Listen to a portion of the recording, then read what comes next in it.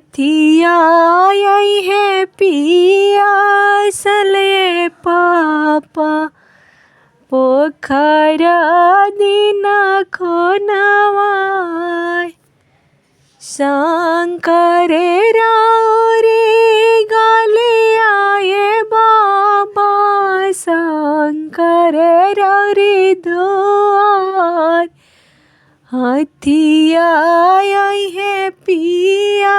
सले बाबा पोखरा दीना खोनवाय शंकर हमारी गलिया हो बेटी शंकर हमरे दुआर हथिया आई है पिया सलहो बेटी पोखरा देबा खोनवाय हथिया आई है पिया सलहो बेटी पोखरा देबा खोनवाय काइए उन करे खाइनिए पापा काइए लेनी उधार कवने कराने पापा दला उतरे साजन छेकेले दुआर कवने कराने पापा इतना दला उतरे साजन छेकेले दुआर पानवा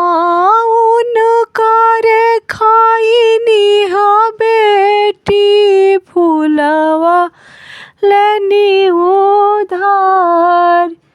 पानवा उन करे खाइनी हो बेटी फूलवा लेनी उधार तोहरा कराने बेटी इतना दला उतरे साजन छेकेले दुआर तोहरा कराने बेटी इतना दला उतरे साजन छेकेले दुआर पनवा उन कर फेरी दीना पापा फूलवा दीना छितराय पनवा उन कर फेरी दीना पापा फूलवा दीना छितराय हमरा के पापा घर में लुकाइली साजन लौटी घरे जास हमरा के पापा घर में लुकाइती साजन